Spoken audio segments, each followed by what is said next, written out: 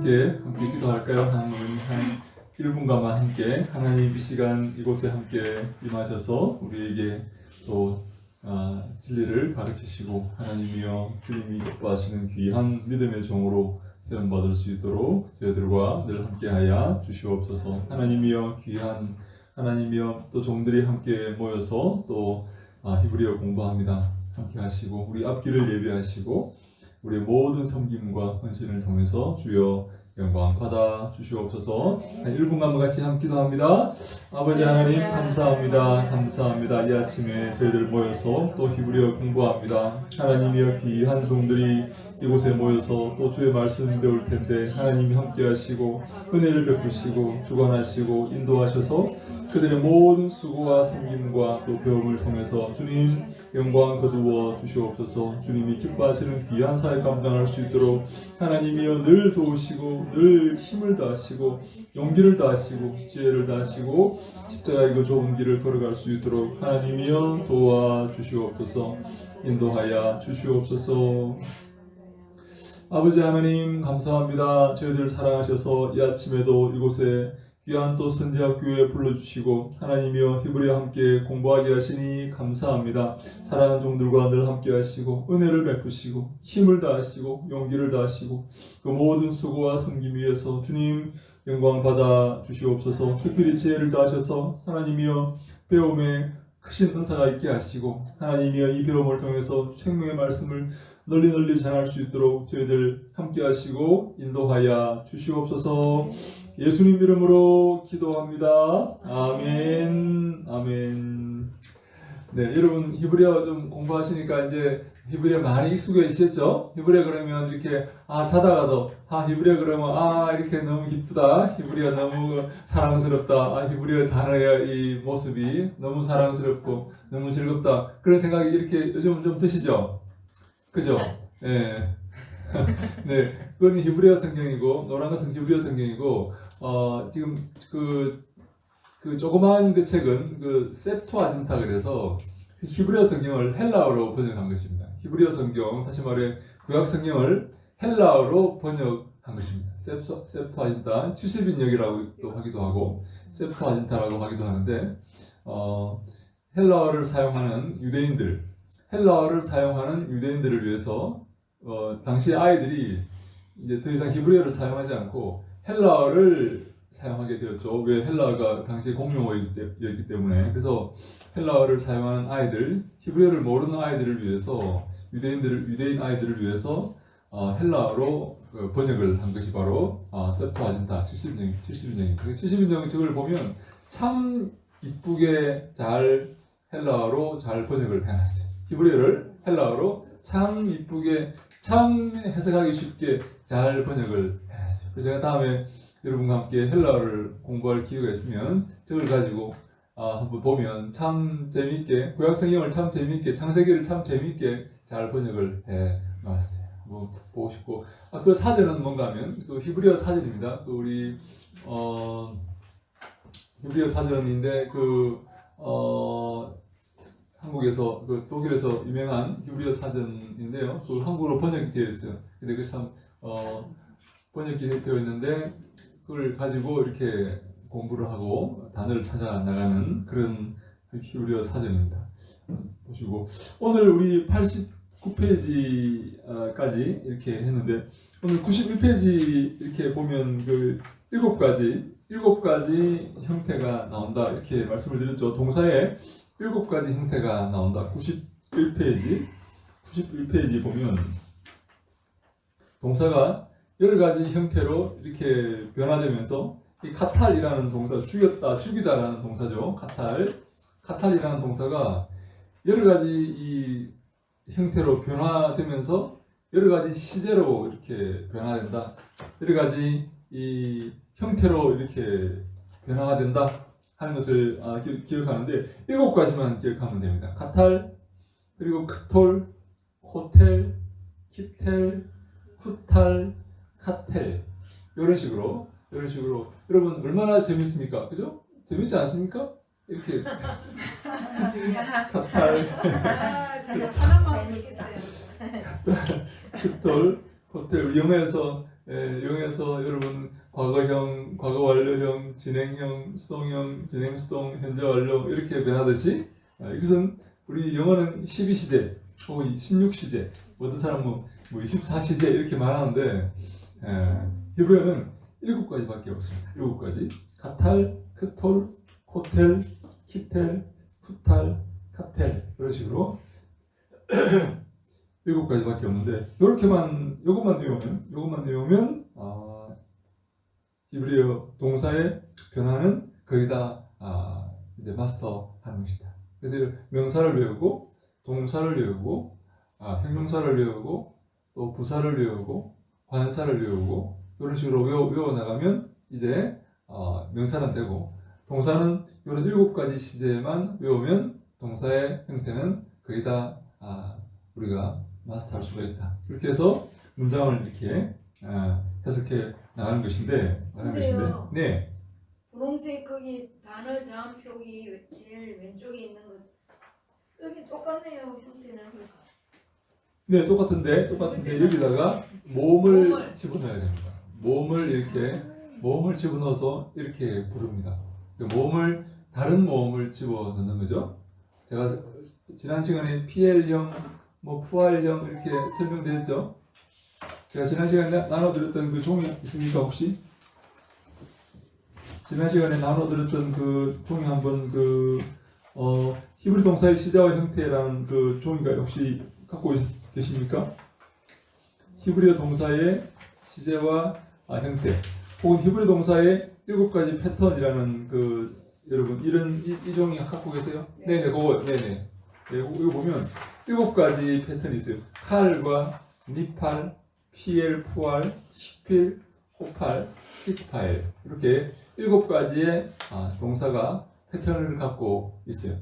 칼과 니팔, 피엘, 푸알, 히필, 호팔, 히트파엘 히트파엘 이런 것들이 어미가 이렇게 변하는 겁니다. 1번 칼형은 기본 형태죠. 3인칭 단수를 이렇게 기본 형태로 정합니다. 모든 고대 언어는 3인칭 단수를 기본 형태로 부릅니다.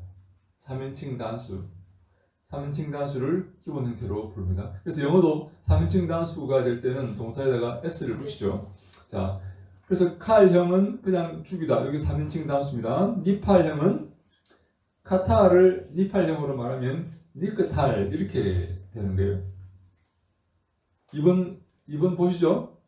2번 보고 계시죠? 니팔형은 이 카타를 니팔형으로 이렇게 부르면 니크탈 이렇게 된다. 카탈의 니팔형은 니크탈이다. 카탈의 니팔형은 니크탈이다. 이것은 수동태입니다. 니팔은 수동태. 그래서 죽임을 당하다. 혹은 중간태. 또 한 가지 안타까운 게 뭔가 하면 안타까운 게 아니라 중간태라는 게 있어요. 중간태.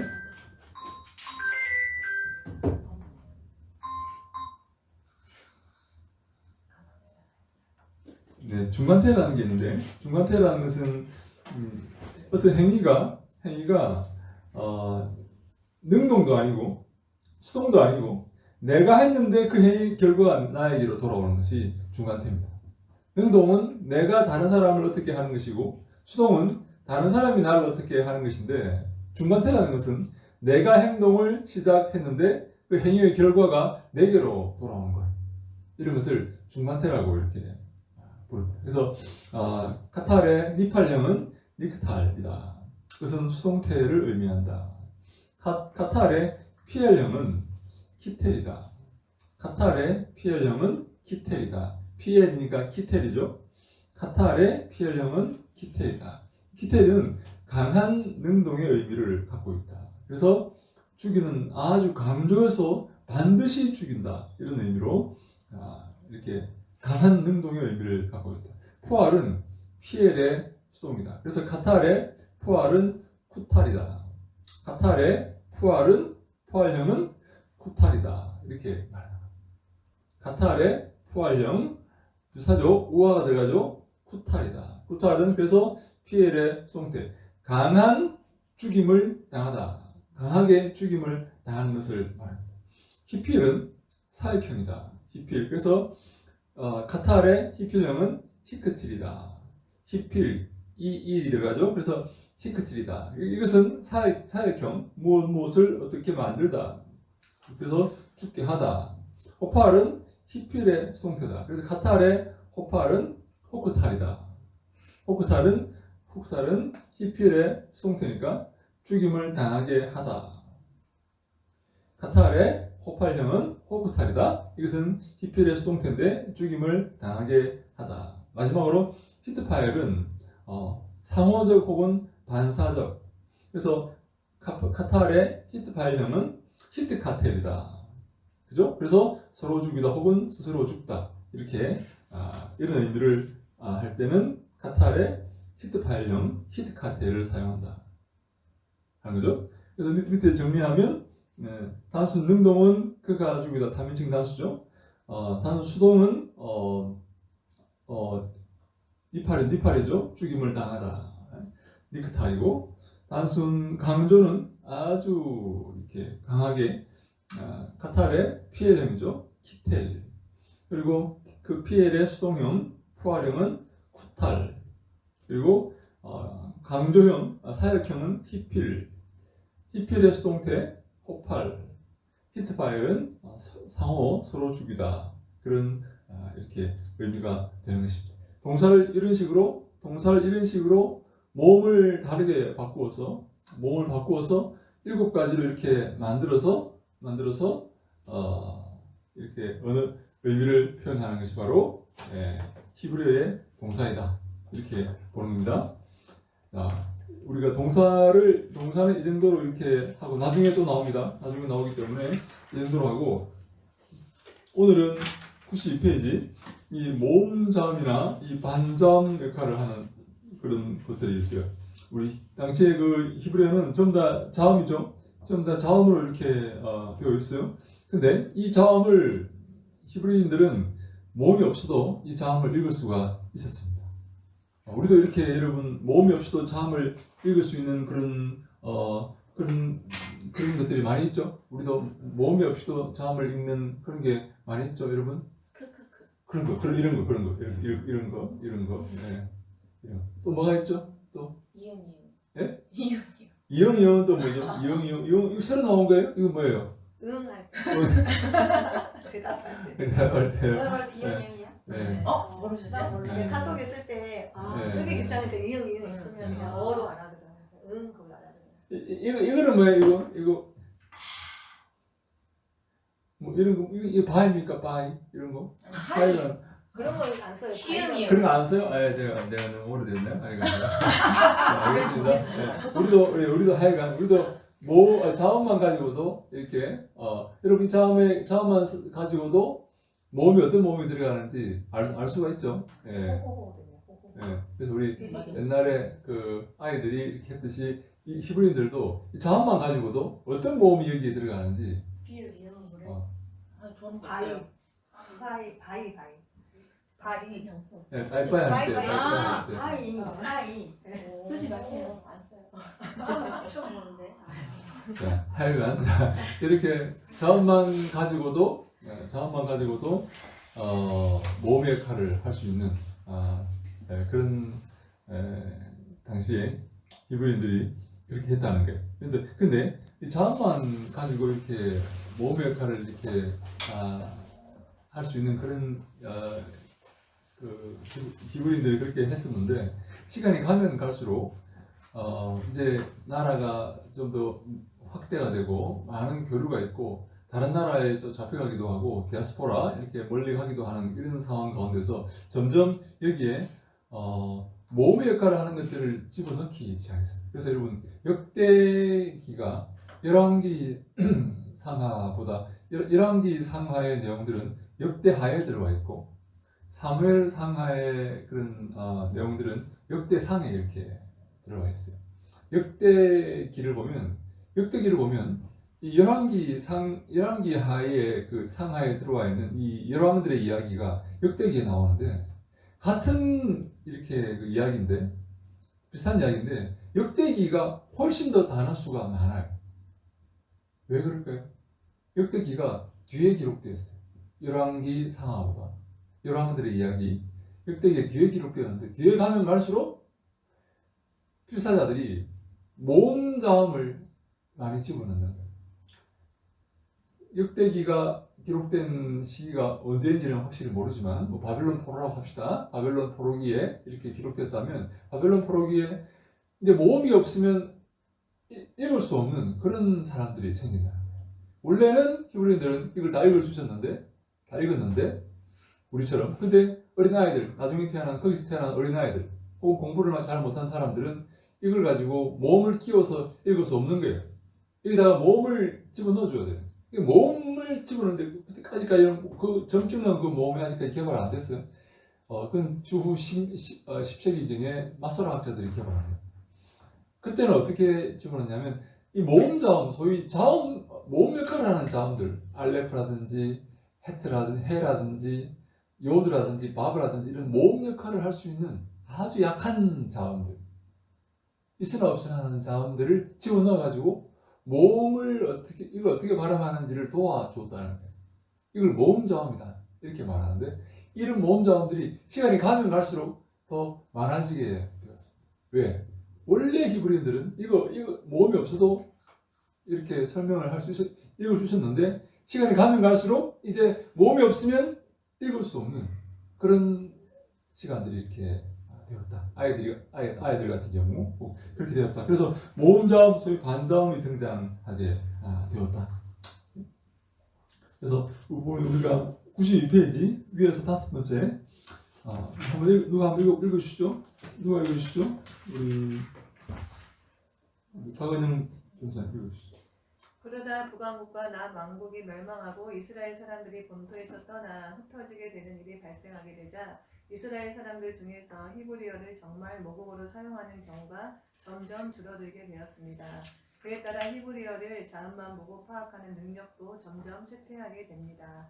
상황이 이렇다 보니 모음 표기의 필요성이 늘어나게 되었습니다. 그러나 이때까지만 해도 현재 우리가 마소라 본문에서 보는 것과 같은 모음 체계가 보완되지 못했기 때문에 할 수 없이 몇 개의 자음을 가지고 대략 모음의 역할을 하게 합니다. 이런 역할을 한 자음들을 모음자음이나 반자음이라고 불렀습니다. 각 반자음들에게 배분된 역할은 대략 다음과 같았습니다. 네, 알레프 혹은 해는 아 발음, 그리고 요드는 에나 이 발음, 그리고 바브는 오나 우 발음이 난다. 이렇게 하면서 이것을 암묵적으로 이 모음자음, 소위 반자음들을 집어넣어가지고 여기 집어넣어가지고 모음을 이렇게 읽을 수 있도록 그렇게 만들었다는 거죠. 네, 그래서 마라고 표기하면 모음부가 없어도 마라고 읽어야 한다는 것을 알았고 또 이렇게 맴 요드라 표기하면 매 혹은 미라고 읽어야 하는 것을 알았고 또 맴 바브로 하면 모 혹은 무라고 읽어야 한다는 것을 알게 되었다는 거죠. 그래서 크게 쓰면 이렇게 맴해 혹은 맴 알레프, 맴 요드, 맴 바브 이렇게 근데 이 사람들은 이걸 보고도 이렇게 읽을 수 있어야 되겠다 하는 거예요. 네, 우리 그다음 우리 김전사님 읽으시죠. 김문순 전사님. 여기 그래서 여기요? 네, 우리 그 93페이지 중간에 이와 관련하여서 흥미로운 점이 있습니다. 구약 성경에서 열왕기서와 역대기가 서로 비슷한 시기의 역사를 다루고 있다는 점은 잘 아실 것입니다. 또 상당히 많은 본문들의 경우 포로기 이후 시대의 역대기는 포로기 이전의 시대 열왕기서의 내용을 그대로 베끼고 있지요. 하지만 이런 똑같아 보이는 두 책의 사이에는 의외로 여러 가지 차이점들이 존재합니다. 이런 차이점들 중에서도 가장 중요한 것들 중에 하나는 두 책이 내용상으로는 완전히 동일한 경우에도 역대기 본문의 자음수가 열왕기서의 경우보다 훨씬 더 길다는 것입니다. 그 이유는 바로 포로기 이후 시대에 쓰여진 역대기가 열왕기서의 내용을 빌려오면서 여기에 모음 자음들을 많이 추가했기 때문입니다. 네, 계속이요. 이와 같이 마찬가지로 신구약 중간기에 만들어진 사회 사본들이 구약의 본문들을 보존하고 있는 경우 이 사회 사본들 속에 본문이 동일한 구약의 본문보다 훨씬 더 길이가 깁니다. 그 이유 역시 동일하게 사회 본문들이 사본들이 모음 자음들을 많이 추가했기 때문입니다. 네, 이렇게 해서 우리 시간이 가면 갈수록 이 모음 자음들, 모음이 없이는 읽을 수 없는 그런 사람들이 자꾸 등장하자 모음 자음들이 추가되어서 알레프나 헤나 요드나 바브 같은 것들이 등장해서 사람들이 읽기 쉽게 그렇게 만들어줬기 때문에 점점 시간이 가면 갈수록 이 사본들이 이 볼륨이 이렇게 커진다는 거예요. 네, 우리 그 다음에 한번 읽으시죠. 네. 하여튼 이렇게 해서 추가된 모음 자음들이 결국은 현재 학생 여러분들이 구약 히브리어 시간에 배우는 문법책들에서는 두 번째 부류의 순장 모음을 구성하게 됩니다. 이 두 번째 부류의 순장 모음들은 이처럼 원래의 히브리어 본문에 처음부터 고유하게 존재하던 것들이 아니라 본문의 역사적 발전 과정에서 인위적으로 첨가된 것들입니다. 네, 첫 번째 종류는 뭔가 하면 이 알레프나 헤나 요드나 바브가 소리가 점점 작아져서 이것이 모음처럼 이렇게 읽히게 되는 그런 게 첫 번째 종류의 모음 자음이고, 두 번째 종류의 모음 자음은 이것을 잘 읽게 하기 위해서 다른 아직까지 점이나 이런 것들이 발명되기 전에 그런 모음 자음들을 집어넣어가지고 이 자음 속에 집어넣어가지고 이 자음들을 잘 읽게 하기 위해서 만든 것, 그것이 두 번째 형태의 모음 자음. 첫 번째 형태는 원래 있던 알레프나 헤나 요드나 바브를 모음처럼 이렇게 읽어. 너무 소리가 작으니까, 너무 소리가 있으나 없으나 하니까 이것을 모음처럼 이렇게 취급을 한 거예요. 두 번째 형태는 원래 있던 이 내용을 더 잘 읽게 하기 위해서 모음 자음을 추가했다는 거예요. 두 번째 형태는, 그래서 그게 모음 자음이 됐다는 거죠.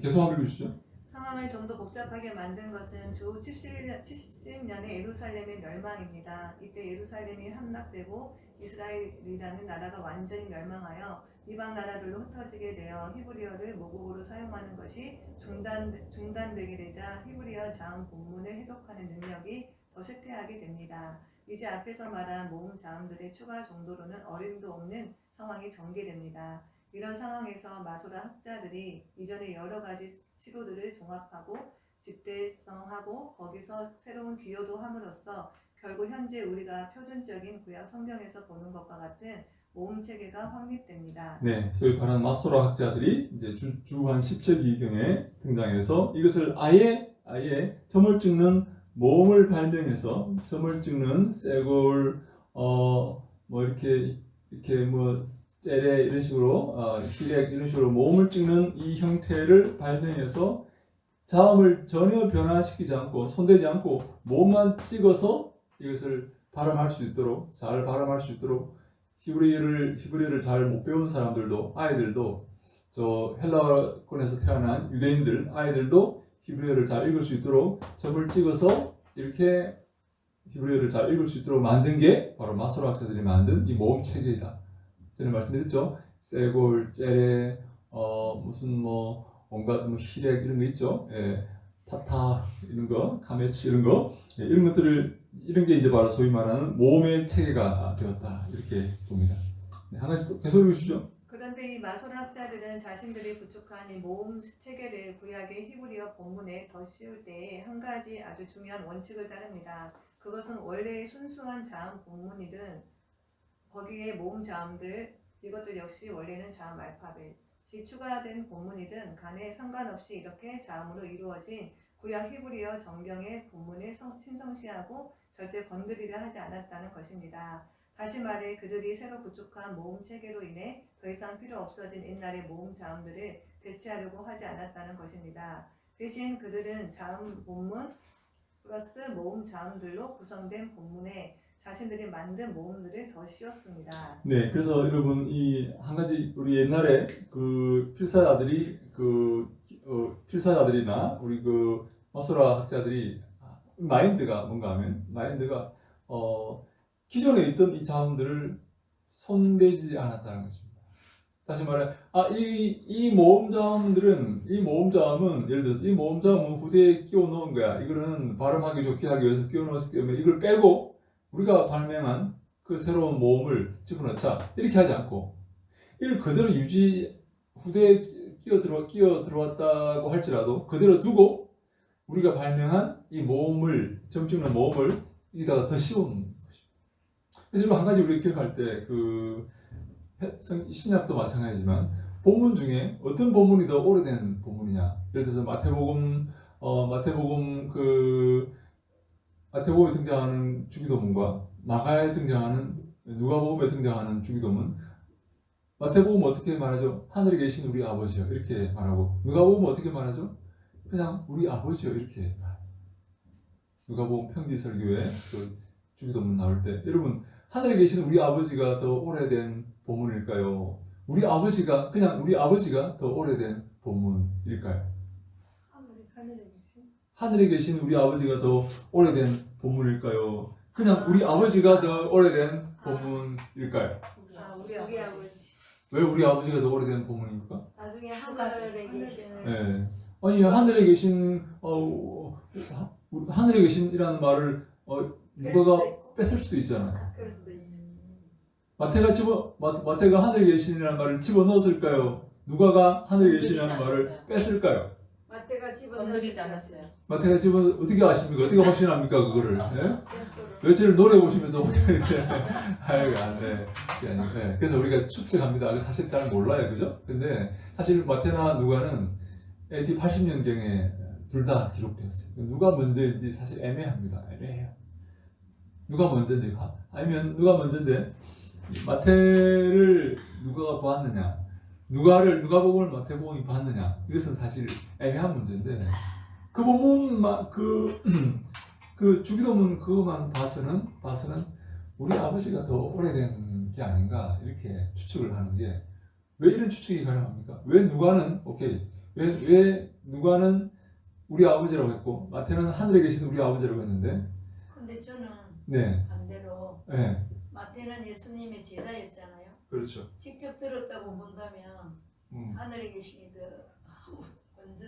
먼저고 누가가 하늘에 계시는 뺐을 것 같은데. 근데 히브리인들 사상이 건들지 않는. 근데 우리 중요한 말씀하셨는데 네. 누가가 왜 하늘에 계시냐는 말을 뺐을까를 설명해야 돼요. 어. 누가는 왜 그렇다면 원래 있던 하늘에 계신 우리 아버지에서 하늘에 계신이라는 말을 빼고 우리 아버지만 집어넣었을까? 이걸 설명해야 돼요. 반대로 우리 아버지가 원래 그거라면 왜 마태는 왜 하늘에 계시라는 말을 집어넣었는지를 설명해야 돼요. 설명할 수 있겠습니까? 두 개 중에 어느 게 쉽겠습니까? 없는 거. 넣는 게 쉽겠죠. 원래는 우리 아버지인데 우리 아버지인데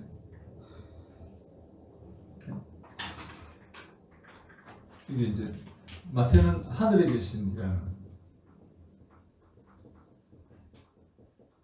이런 말이 있고 누가에는 없어요. 누가는 그냥 우리 아버지. 우리가 이 히브리인들의 이 습관, 언어 습관을 통해서 볼 것은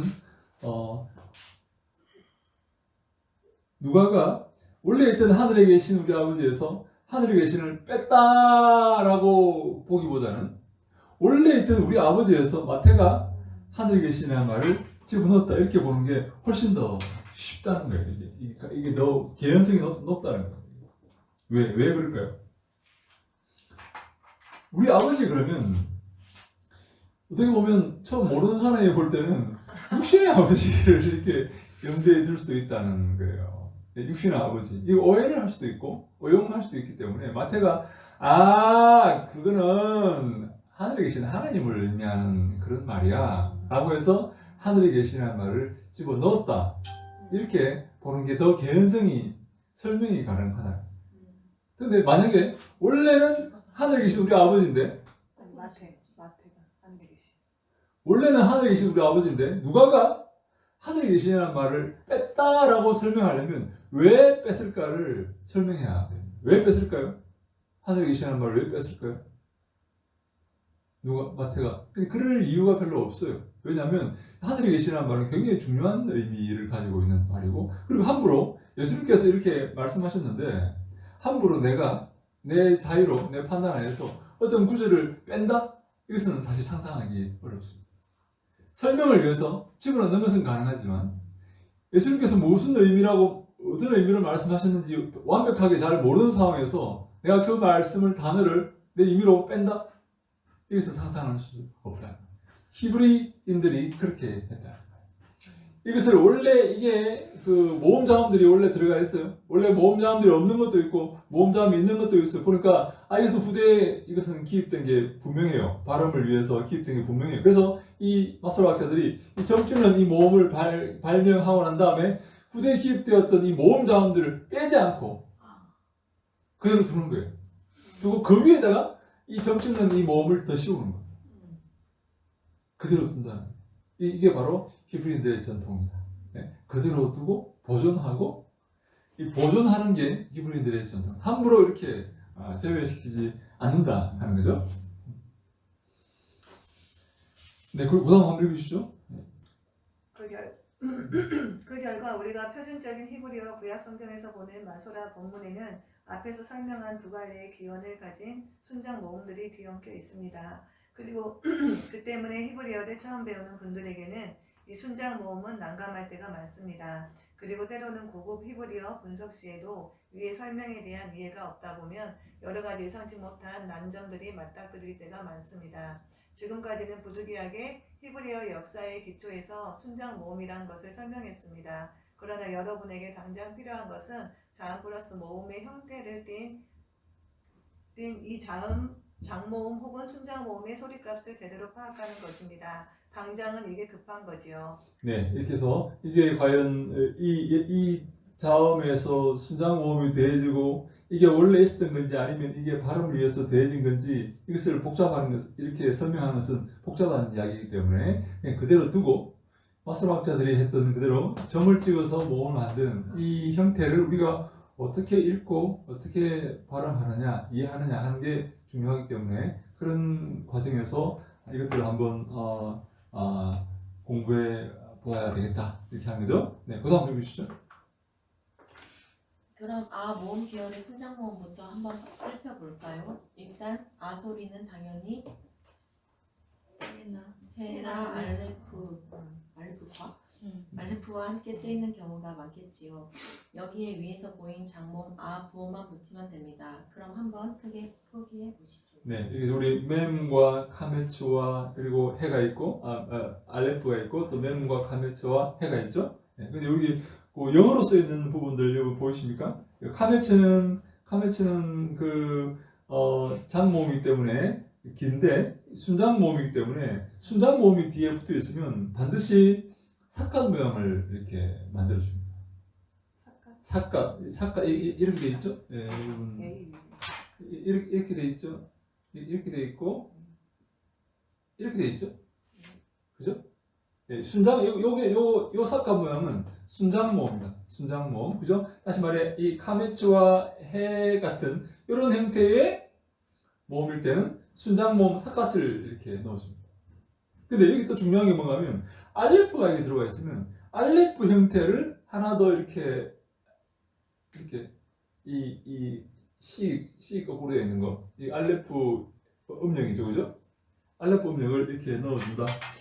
원래 카메츠 해는 그냥 A 위에다가 삭갓이고 카메츠 알레프는 이 A 삭갓 모양 위 옆에다가 알레프를 하나 더 써준다.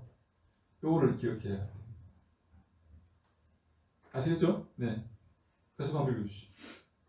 순장 모음은 특히 단어 끝에서 이렇게 끝나는 경우가 많습니다.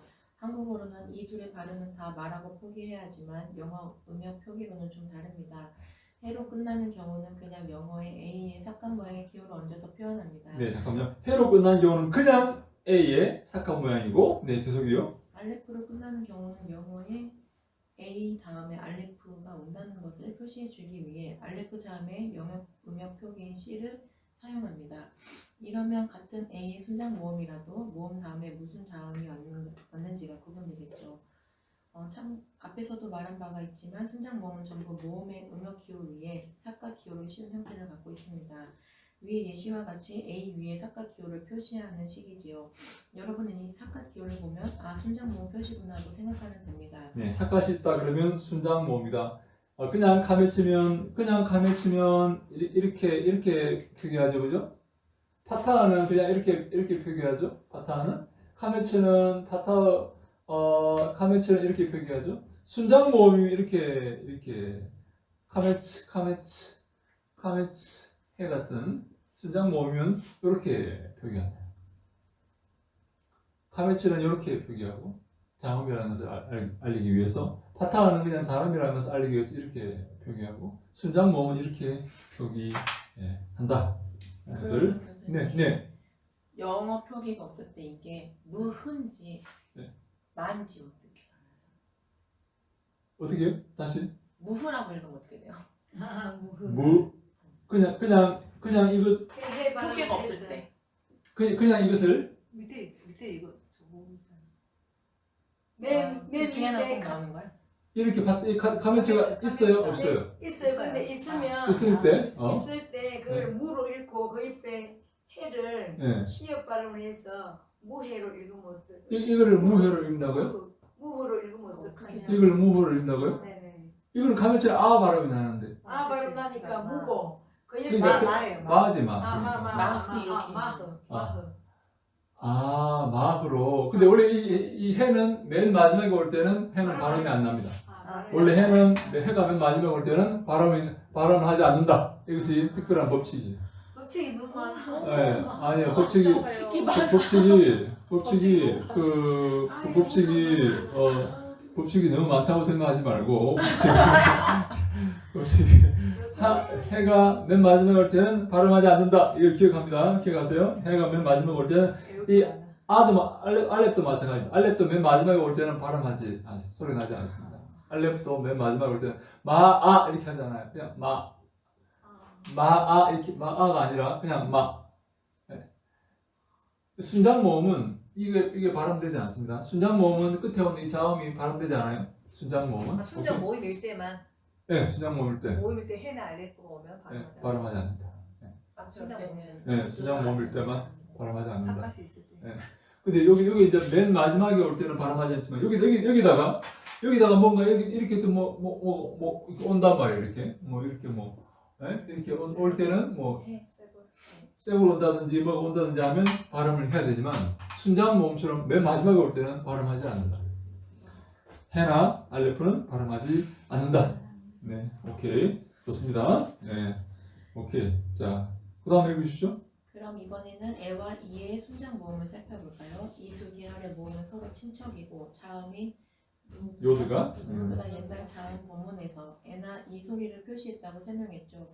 자음, 요도와 함께 사용되는 애와 이 모음은 다양합니다. 그럼 한번 이것들을 크게 표시해 보도록 하죠. 각각의 경우 그 옆에 음역 표기도 같이 해볼게요. 이때 순장 모음의 음역 표기는 모음 위에 삿갓을 씌운 형태가 되겠지요. 네, 그래서 이거는 이게 세골이고 맴 세골 요드죠. 그래서 이거를 메라고 읽고 맴 째레 요드를 이것도 메라고 읽고, 그리고 맴 히렉 요드를 미라고 읽는데, 요 순장 모음에서 이렇게 좀 더 세골인지 째레인지 좀 더 삿갓을 이렇게 씌워 줬다. 지금 이것은 다 장음입니다. 장음. 오케이.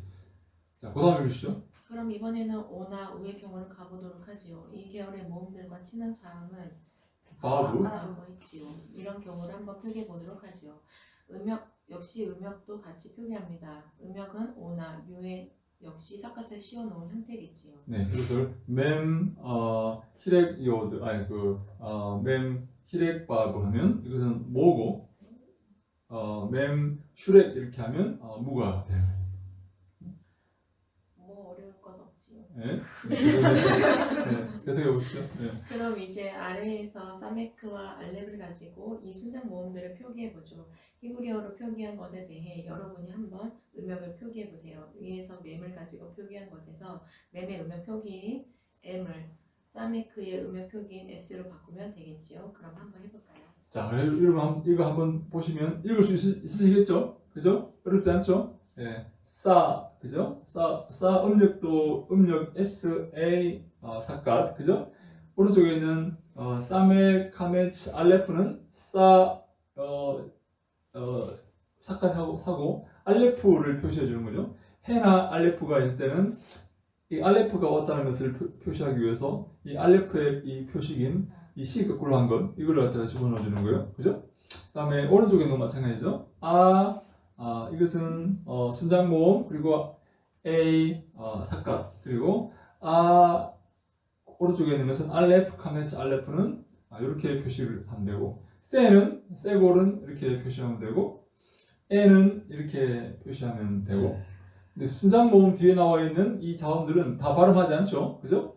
세는 이렇게 표시하면 되고 다시 째레의 에도 이렇게 표시하면 되고 히렉 요드 C는 이렇게 표시하면 되고 알레프 히렉 요드 하면 이 이렇게 표시하면 되고 소는 홀렌바브로 이렇게 표시하면 되고 오의 홀렌바브 알레프 홀렌바브는 이렇게 표시하면 되고 사맥 슈렉은 수로 이렇게 표시하면 되는데 이렇게 표시하면 되고 알레프 슈렉 하면 우 이렇게 표시하면 읽으면 되고 이렇게 표시하면 된다 하는 거죠. 여러분 조금 이렇게 이제 감이 잡히시죠? 순장모음 읽는데 대답을 하세요. 감이 잡히시죠? 네, 그죠? 어렵지 않죠? 네. 질문. 여러분 표정을 어렵지 않은 표정을 지으시면 됩니다. 세의 밑에 네. 그 사메크 밑에 세골이 있고 그 옆에 또 히렉이 있잖아요. 네네. 그럼 히렉은 안 읽고 그냥 세라고. 어디 히렉 있습니까? 어디 히렉? 사메크 밑에 세골 그다음에 사맥 세골 다음에 요드가 있죠. 요드. 그 요드예요? 요드죠. 네. 요드. 히렉은 여러분 히렉은 이게 히렉이죠, 그죠? 이게 히렉. 네? 이게 비슷하잖아요. 이게 히렉이죠. 잠깐만. 이거는 요드고. 지금 무슨 소리야? 뭐 이거 잠깐 히렉. 히렉하고 요드가 비슷하신 거 같아요. 그것이 히링 요드. 히렉 이거. 히링은 요거는 요거를 이걸 뭐라고 불렀죠? 이거를 히렉 요드라고 불렀죠, 그죠? 히렉 요드. 오케이? 됐습니까? 이거 히렉 요드라고 불렀죠, 그죠? 이걸 어떻게 불렀습니까? 이걸 홀렌바브, 그죠? 홀렌바브. 네. 오케이? 됐습니까? 네.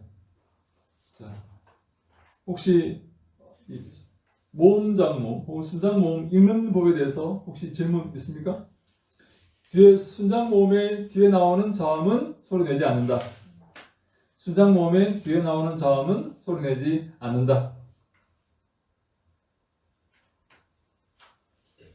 아시겠죠? 질문.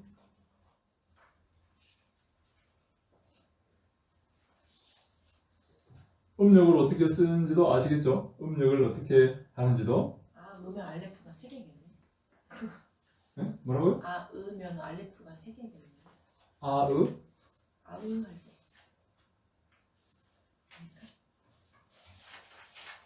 자, 우리 이상한 얘기 하지 마시고. 자, 하여간 이렇게 해서 이렇게 음력을 이렇게 한다. 음력을 이렇게 한다. 그리고 이렇게 읽는다. 그리고 순장 모음은 이렇게 삭갓으로 표기한다. 그리고 알레프는 표기를 해주지만 뒤에 해가 오면 표기를 하지 않는다. 알레프만 표기를 한다. 그리고 나머지는 표기하지 않는다. 나머지 장모음은 표기하지 않는다. 하는 것을 여러분 기억하시면 되겠습니다. 자, 뒤에도 나오니까 너무 어렵게 생각하지 마시고 97페이지 음절 개념. 우리 음절이 왜냐하면 액센트를 이렇게 주기 위해서 음절이 무엇인지 알아야 될 필요가 있어요. 이 액센트 법칙을 반드시 우리가 통달해야 되기 때문에 이 음절 개념을 우리가 알아야 됩니다. 한번 같이 읽어볼까요? 이 단원과 다음 단원에는 나오는 음절 개념과 액센트 법칙 이 두 가지는 히브리어를 쉽고 정확하게 배우는 데 있어서 가장 중요한 두 가지 사항입니다. 이 두 가지를 제대로 익히시고 나면 히브리어의 거의 모든 변화는 다 손에 잡을 수가 있습니다. 음절 개념과 액센트 법칙 이 두 가지를 반드시 통달하도록 노력하세요. 그럼 음절 개념부터 다루도록 하지요. 사실 음절 개념은 어려운 게 아닙니다. 특히 한국어의 경우는 너무나도 쉽지요. 세종대왕께서 한글 한 글자를 다 하나의 음절로 구성되게 만들어 주신 덕에 한글에서는 그냥 한 글자가 한 음절입니다. 즉 가나다가 각기 한 음절씩이며 간난, 단이 다 각기 한 음절이지요. 네, 너무 네, 간단하죠? 좋습니다. 네, 너무 우리말 음절 나오는 것은 너무 간단하죠, 그죠? 우리말은 그죠? 우리말 음절은 제가 전에 말씀을 드렸죠. 이렇게 너무 한자 이렇게 딱딱 이렇게 떨어져 있어요, 그죠? 뭐 이렇게 이런 말 이렇게 합시다, 그죠? 이런 말 이렇게 합시다. 예. 이것도 한 음절이고 이것도 한 음절이 되는 거예요.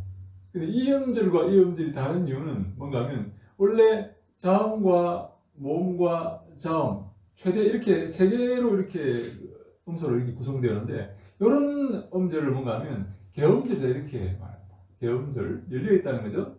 음절이 열려 있어. 왜? 뭐가 어떤 게 올 수도 있다는 그런 개념이기 때문에 이런 음절을 뭐라고 한다고요? 폐음절 닫혀 있다. 왜? 더 이상 올 수 있는 어떤 음소가 없어요. 그죠? 막혀 있죠, 그죠? 그러니까 요걸 개음절, 요걸 폐음절. 음절을 나누는 기준은 뭔가 하면 모음이 몇 개 들어가 있느냐 하는 걸로 음절을 나눕니다. 모음이 다 모음이 하나씩이죠? 하나씩이죠, 그죠? 네. 모음이 하나가 한 음절이 되는 거예요. 모음이 하나면 한 음절이 되는 거예요.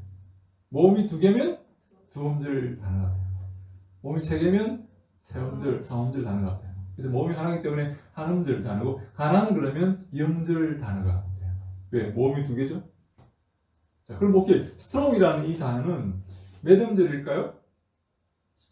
스트롱. 1인줄. 스트롱은 1음절입니다. 우리말로는 스트롱 그러니까 3음절이 아니겠는가? 스트롱이니까. 근데 영어로는 이 스트가 하나의 자음입니다. 그래서 스트롱이 1음절 단어입니다. 왜? 모음이 하나밖에 없기 때문에 그래요. 모음의 개수로 음절을 나눈다. 그래서 가난은 2음절이지만 스트롱은 1음절 단어이다. 이런 원칙을 꼭 기억하십니다. 모음의 숫자대로 음절을 나눈다. 자, 그래서 이 1음절 단어죠. 그 뒤에 보면요. 그래서 음절의 정의는 우리 중간에 98페이지 음절의 정의는 음소가 모여서 이루어진 소리의 한 덩어리입니다. 음소는 자음이나 모음을 가리킵니다. 그래서 기역님, 디귿 이런 식으로 아야을 이렇게 이걸 합쳐가지고 하나의 음절이 만들어지는 거죠. 그래서 99페이지에 자음, 모음, 음절은 두 개의 음절이 있다. 하나는 개음절, 자음, 모음으로만 이루어진 것을 개음절이라고 하고 자음, 모음, 자음으로 이루어진 것을 폐음절이라고 한다. 오픈 실라블 그리고 closed 실라블 이렇게 말합니다. 자, 그러면 99페이지 카타를 한번 볼까요? 카타를 음절로 나누어 보면 다음과 같이 두 개로 나눌 수가 있습니다. 그 다음 페이지 카와 탈입니다. 카는 열려 있으니까 카는 개음절이 되겠죠. 탈은 닫혀 있으니까 탈은 폐음절이 되겠죠. 예. 그래서 이 카와 카탈은 개음절 하나와 폐음절 하나로 구성된 이음절 단어가 되는 겁니다. 근데 여기 보면 우리가 이 모든 히브리어 동사는 자음 세 개와 모음 두 개로 이루어집니다. 거의 모든 히브리어 동사는 자음 세 개와 모음 두 개로 이루어집니다. 이 모음 두 개는 카메츠와 파타입니다.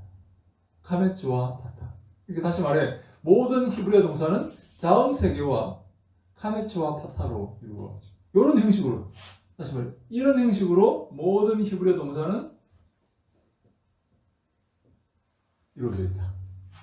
그래서 카탈은 호프와 테트와 그리고 라메드가 이렇게 되어 있는 이 카탈은 바로 죽이다라는 뜻의 모음이다. 뭐죠? 나탄 볼까요? 나탄 100페이지 맨 밑에 나탄 눈과 타보와 눈이들 있죠. 그리고 카메츠와 파타가 있죠.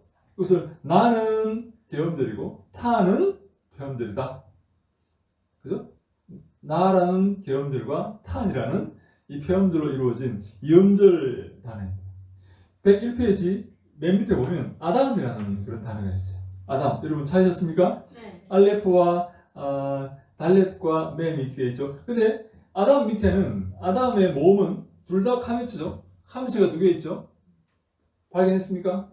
네. 카메츠와 파타가 아니고 카메츠죠. 그죠? 모든 거의 뭐 모든이 아니고 많은 히브리어 명사는 대부분의 히브리어 동사는 카메츠와 파타로 이루어져 있다고 말씀드렸죠. 이렇게 그죠? 대부분의 그거는 기본형이에요. 기본형 이게 기본형입니다. 이게 3인칭 단수 기본형입니다. 히브리어에서 고대 언어에서 기본형은 전부 다 3인칭 단수입니다. 3인칭 단수가 기본형입니다. 그가 죽이다. 이렇게 되는 거예요. 정확하게 말하면 죽이다인데 정확하게 말하면 그가 죽이다. 오케이? 자, 그러면 히브리어 명사는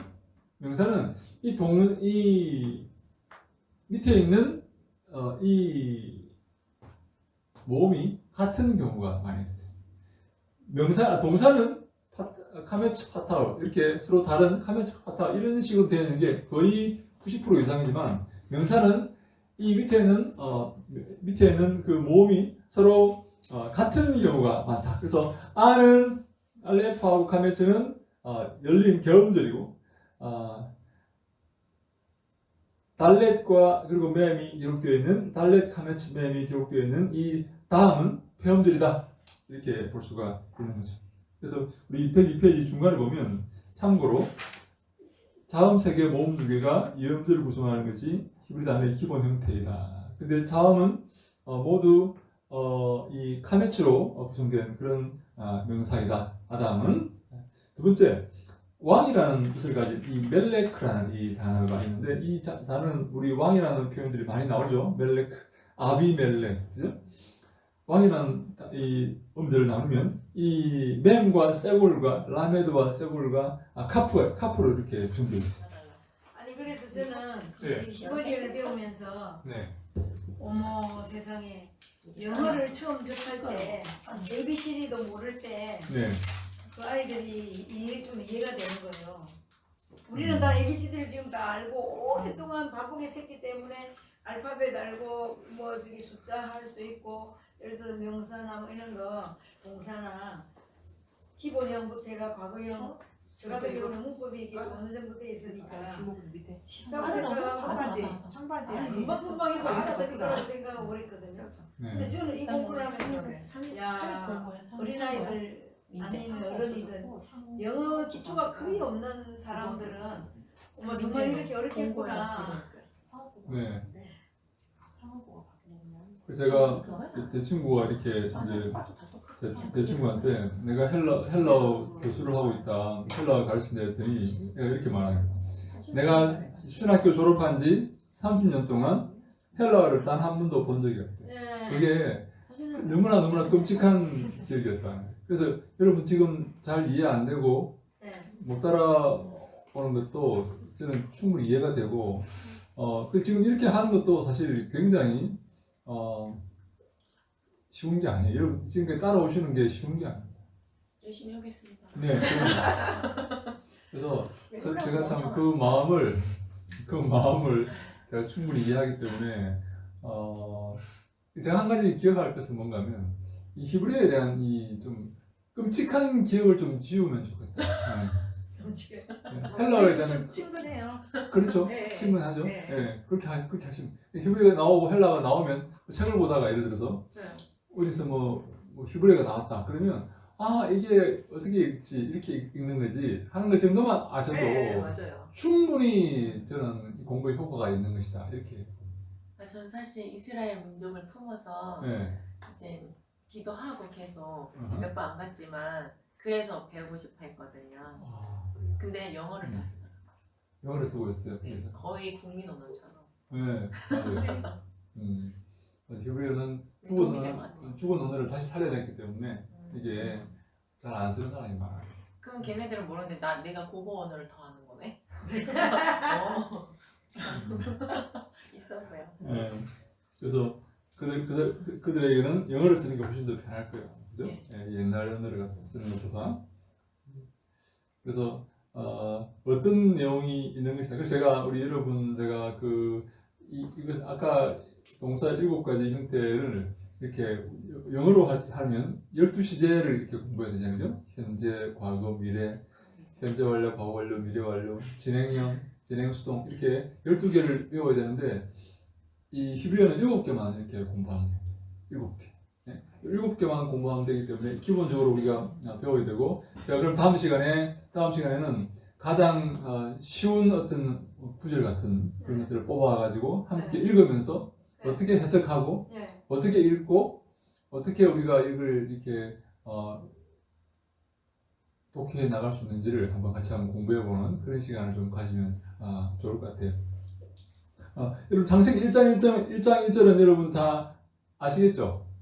창세기 1장 1절 태초에 하나님이 천지를 창조하시니라. 네, 베레시트 바라 엘로힘, 그죠? 그래도 한번 그거라도 우리 배워. 베레시트 외워야겠네. 봐라. 어디가 뭐 항상 내일 줄게. 뭐를? 이거? 네, 우리 그렇게 우리가 읽어서 그렇게 한번 이렇게 해보도록 이렇게 하는데요. 자, 우리 그래서 오늘 우리가 이런 단어들 모음은 동사는 이 카메츠와 파타가 붙어 있는 이런 형태로 되어 있다. 명사는 이 이 모음이 같은 형태로 되어 있는 경우가 많다. 멜렉은 보면 쇠골이 2개 붙어 있죠, 그죠? 쇠골 밑에.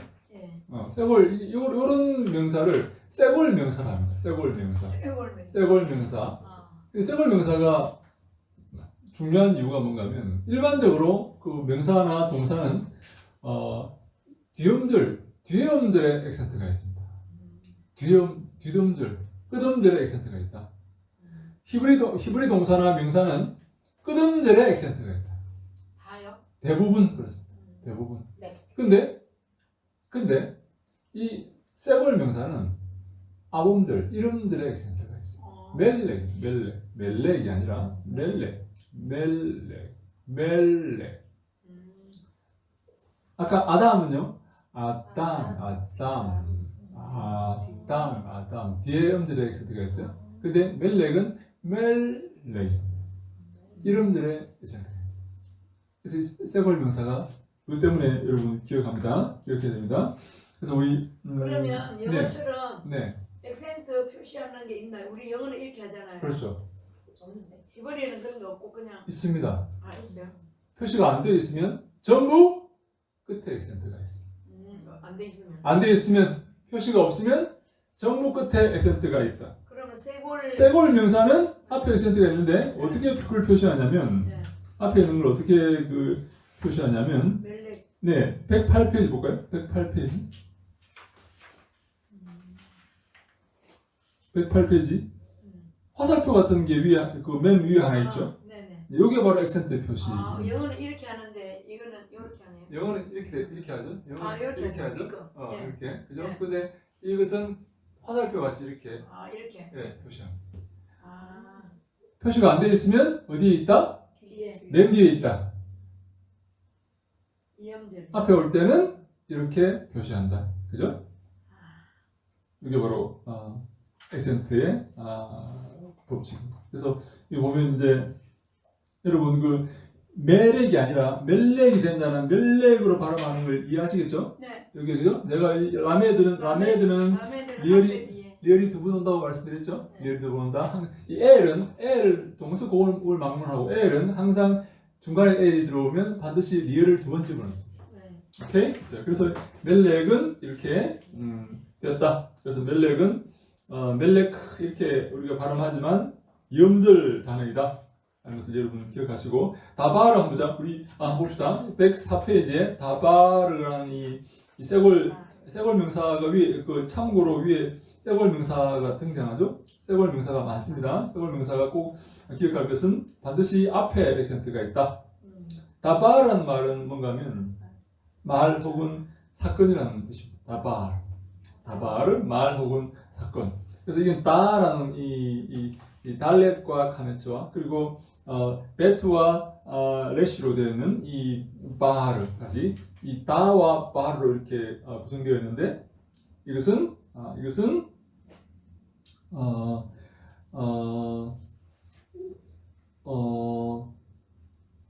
말이라는 뜻인데 이거 참 재밌는 게 이 말 혹은 이 사물이라는 것이라는 그런 의미를 두 가지 갖고 있어요. 사물도 다발입니다. 말도 다발. 여러분 이 말이라는 것이 우리는 참 이렇게 어떻게 보면 이 말이라는 것이 허무한 그런 것처럼 이렇게 느껴질 수 있다. 말만 많고 말만 하고 실제로 행동하지 않고 역사를 이루지 않은 그런 경우가 많죠. 근데 히브리어 단어를 보면 그렇지 않아요. 말은 반드시 어떤 사물로 이어집니다. 말은 다바라는 뜻은 말이라는 의미도 있지만 사물이라는 의미가 있어요. 것. 그래서 말은 여러분 그래서 그렇게 생각할 수 있겠어요? 태초에 하나님이 말씀으로 천지를 창조하신 거예요. 이 말은 힘이 있고 말은 역사가 있고 어떤 일을 이루는 그런 역사를 이룬다는 그런 의미가 되는 거죠. 그래서 다는 계엄절이고 바르는 폐엄절이다. 이렇게 근데 읽을 때는 다바르라고 있지만 이것은 염절 단어이다. 여기까지 여러분 이해되십니까? 교수님. 네. 여기 다바르가 네. 다바르 달렛 앞에가 달렛이고 네. 그다음 베트고 네. 그다음에 레시잖아요. 네네. 근데 달렛하고 레시하고 예. 생긴 게 너무 비슷하죠? 비슷해가지고 어떻게 네. 그래서 여러분 이거를 생긴 게 너무 비슷해가지고 이거를 필사자들이 이렇게 필사할 때 우리처럼 이렇게 타이핑으로 이렇게 찍으면 그래도 이렇게 좀 구별이 되는데 필사자들이 이렇게 쓰는 사람들이 있다면 이게 이렇게 정확하게 이렇게 레시를 이렇게 정확하게 이렇게 구부려주면 좋을 텐데 어떤 사람은 이 글씨가 뭐 이렇게 이게 여러분 레시입니까 달렛입니까? 그러니까 애매한. 그래서 여러분 이 필사할 때 사람들이 이렇게 쓰면 앞에 사람들이 이렇게 쓰면 이걸 보고 쓰는 사람도 이렇게 쓰고 이걸 이렇게 잘못 이렇게 달렛을 레시로 이렇게 오인하는 경우도 있고 해서 그래서 여러분 이 소위 말하는 문헌 비평이라고 그래가지고 이 저등 비평인데 이거를 찾아내는 그런 공부가 따로 있습니다. 이게 레시인지 달렛인지 이렇게 구분하는 그런 경우가 따로 있다. 그래서 우리가 볼 때는 이 프린터로 이렇게 찍으면 이게 그래도 이렇게 괜찮은데 이걸 손으로 쓰면 얼마나 이게 헷갈리겠는가 하는. 그러면 달렛 할 때는 네. 이게 가로를 해가지고 예. 약간 왼쪽으로 와서 내리는. 그렇죠. 이렇게 해줘요. 때가 튀어나오게. 약간 튀어나오게. 약간 이렇게. 너무 중간에 가면 안 되지만 네. 약간 튀어나오게 해서 이게 레시가 아니라는 것을 네. 이렇게 알 수 있도록 써주는 게 필요해요. 레시는 기역보다는 약간 둥글게 하는 게 그렇죠. 더 약간 꼬부러져야 네. 돼요. 약간 꼬부러져야 돼요. 약간 각을 주면 안 되고. 약간 구부러져. 레시는 각이 없고. 여기에는 각으로 돼 있는데 쓸 때는 그쵸? 네. 쓸 때는 둥그렇게. 그렇죠. 우리는 약간 이렇게 둥그렇게 이렇게 해야 됩니다. 너무 그래서 비슷해서. 특별히 달렛과 레시를 이렇게 잘. 그리고 눈하고 카프 있잖아요. 맞아요. 눈하고. 여러분 눈하고 여러분 이 눈하고 네. 바하브도 이 바하브하고도 이게 잘 이렇게 이게 애매하면 이게 눈인지 바하브인지 헷갈리는 경우가 있어. 카프. 그거는 덜 헷갈리는데 해트 해. 이것도 마찬가지. 이걸 붙이느냐 안 붙이느냐 네. 그것도 이렇게 헤트. 헷갈리는 경우가 있어요. 그것도 헷갈리고.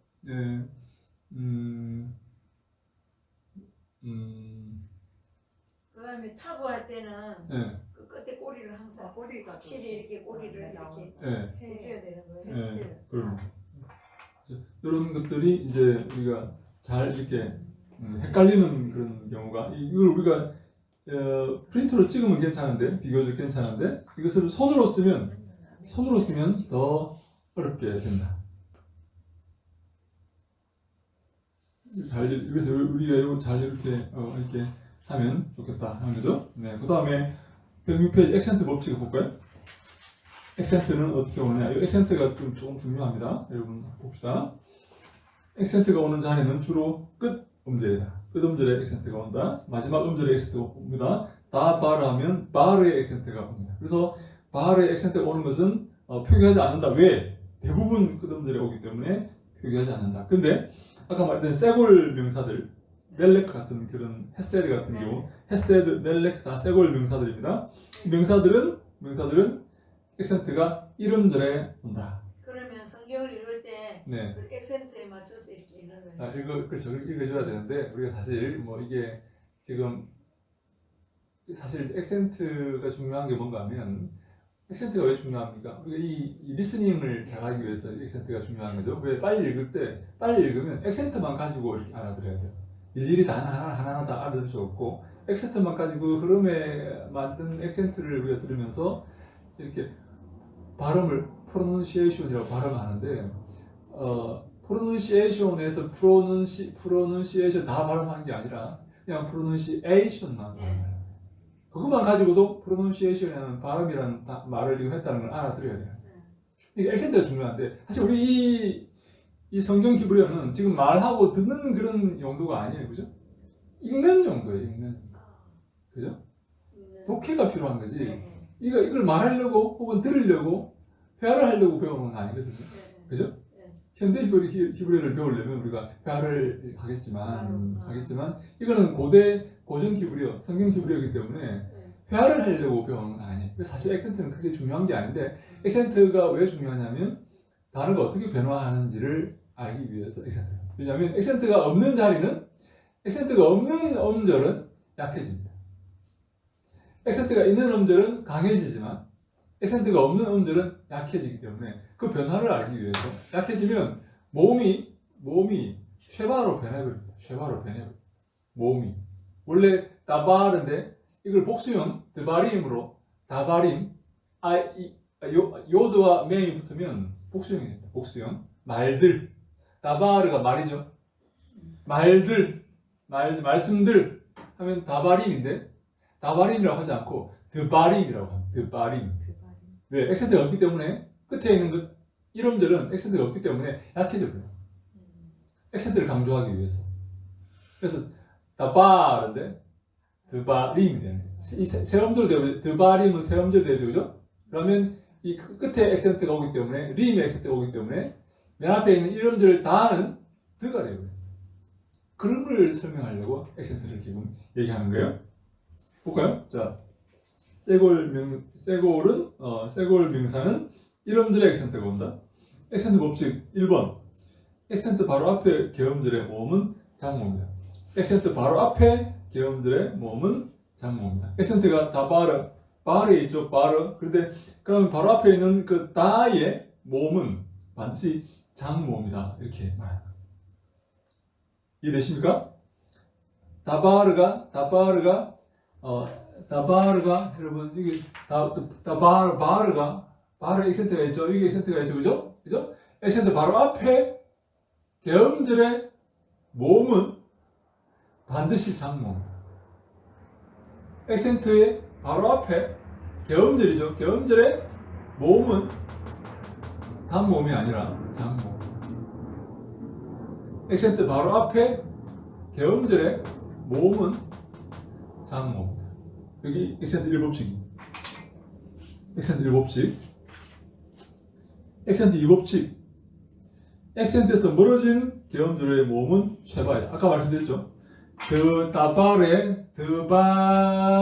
드바림이라는 이렇게 다바른데 드바림 복수형을 만들었어요. 여기다 맴을 하나 추가했어요. 맴을 추가했습니다. 이제 3음절 단어가 되었어요. 3음절. 그때는 액센트가 어디로 가냐면 맨 끝음절로 가요. 맨 끝음절. 그러면 맨 끝음절로 가면 액센트가 드바림에 갔어요. 맨 끝음절로 가면 액센트에서 멀어진 계엄절은 약해집니다. 왜? 액센트를 강조해야 되기 때문에 액센트에서 멀어진 이 계엄절은 약해집니다. 그래서 이 카메츠가 쉐바로 바뀌어요. 그래서 드바림입니다. 드바림. 원래 다바른데 액센트가 멀어졌기 때문에 액센트에서 떨어져 있는 이 계엄절의 모음은 쉐바로 바뀌어요. 드바림. 왜? 액센트를 강조하기 위해서 나머지 거를 약화시켜 버립니다. 그래서 그게 109페이지 나옵니다. 109페이지. 액센트에서 멀어진 계엄절의 모음은 쉐바다. 그래서 설명하고 있죠. 우리 110페이지 다바르 110페이지에 다바르가 나오죠. 이것을 복수형을 만들 때 임을 붙입니다. 임을. 그래서 다바르의 복수형은 다바림이래요. 그죠? 근데 다바림인데 리임의 액센트가 오죠. 리임의 액센트가 오면 액센트에서 멀어진 다 밑에 있는 카메츠는 그래서 111페이지 3음절 단어가 되는 거예요. 다바림. 111페이지 3음절 단어가 되죠. 다바림인데 리임의 액센트가 오기 때문에 액센트에서 멀어진 다의 카메츠는 뭐로 변한다? 쉐바로 변한다. 그래서 드바림이 된다. 그래서 113페이지에 보면 중간에 보면 다바림에서 드바림이 된다. 그래서 우리 박스 안에서 다바리의 복수형은 드바림이다. 다바리의 복수형은 드바림이다. 이런 식으로 그래서 액센트가 중요한 게 액센트에서 멀어진 게 뭔가 왜 다가 카메츠가 드로 이렇게 쉐바로 바뀌었는가 하는 걸 설명하기 위해서 액센트에서 멀어진 음절의 모음은 장모음에서 쉐바로 바뀌었다. 다시 말해 없어져 버려요. 사라져. 액센트가 없기 때문에 사라져 버립니다. 다시 말해 카타를 보면 바카를 보면 바카림이죠. 바카림 소를 바카를 합니다. 바카림이죠. 114페이지에 바카림인데 바카르에다가 임을 붙여가지고 바카림 이렇게 소들 이렇게 할 때 바카림을 하면 림의 액센트가 있기 때문에 액센트에서 멀어진 이름들의 바의 카메츠는 사라져버리고 부가 되어서 부카림이 돼요. 박스 보면 복수가 그런 형식. 뭐라고요? 모든 복수가 다 그렇게 변해요. 네, 그렇죠. 거의 모든 액센트에서 멀어진 계엄절의 모음은 쉐바로 바뀐다. 그래서 바카리의 복수는 부카리입니다. 3절 세 번째 액센트 법칙 3법칙 액센트 없는 폐음절의 모음은 단모입니다. 액센트가 없는 폐음절의 모음은 단모입니다. 여러분 오케이 이 단어를 보면 말아크 그죠? 말라크인데 말라기 할 때 그 단어입니다. 나의 천사 말라크는 천사란 말이죠. 말라크란 말아크인데 액센트가 어디 있습니까? 끝에 있는 아크에 있죠. 말라크는 여러분 지금 말아크는 몇 음절 단어입니까? 몇 음절 단어입니까? 말아크. 이거 쉐바는 음절로 치지 않습니다. 2음절 단어죠, 그죠? 말하고 아크하고 2음절 단어죠. 근데 2음절인데 둘 다 폐음절이에요. 맞습니까? 네. 둘 다 폐음절이죠. 네. 개음절 없죠? 네. 둘 다 폐음절일 때 액센트 없는 폐음절은 말은 액센트가 없죠, 그죠? 왜? 액센트는 보통 뒤에 오기 때문에 2음절 오기 때문에 그래서 말락 이렇게 읽어요. 오케이? 근데 액센트가 없는 말은 액센트가 없죠? 액센트가 없는 폐음절의 모음은 반드시 단모음. 액센트 없는 폐음절의 모음은 반드시 단모입니다. 마찬가지로 이렇게 슐한도 마찬가지입니다. 우리 116회의 슐한 액센트 슐과 한이 2음절 단어죠. 이게 슐한은 이 책상이죠. 이 슐과 한인데 한에 액센트가 있죠. 액센트 없는 슐은 반드시 키부츠가 온다. 슈렉이 오는 게 아니라 키부츠가 온다. 다음 모음이 온다. 우 다음 모음이 온다. 오케이? 자, 여러분 오늘 여기까지 하고 여러분 집에 가셔서 한번 오늘 배우셨던 거 한번 이렇게 읽어보시면 지금까지 히브리어 기본적인 히브리어 내용들을 다 공부를 했습니다. 기본적인 것들. 이제는 쌓아 올리는 시간들이 남아있어요. 쌓아 올리는. 우리 집에 가셔서 한번 이렇게 오늘 배웠던 거 읽어보시고 다음 주에 할 것도 한번 읽어보시면 훨씬 더 이해가 쉬우시리라 생각이 됩니다. 혹시 여러분 공부하시다가 이해가 안 되시는 그런 내용들이 있으면 지체하지 말고 저한테 문자로든 어떻게든 연락하셔서 왜 연락하기 싫습니까? 왜 연락하세요? 이렇게 한번 같이 한번 기도합시다. 하나님, 혹시 질문 있습니까? 없습니까? 네, 감사합니다. 기도합시다. 같이 한번 기도합시다. 하나님이여 저희들과 함께 하시고 은혜를 베푸시고 저희들의 마음을 어루만지시고 주님이시여 저희들 실망하지 않게 하시고 낙심하지 않게 하시고 주의 말씀 잘 공부하여서 잘 증거할 수 있도록 주여 도와주시옵소서. 한 1분간만 같이 기도하시고 유목사님 기도하시고 마칩니다. 기도합시다. 아버지 하나님 감사합니다. 저희들 사랑하셔서 귀한 시간 허락하시니 감사합니다.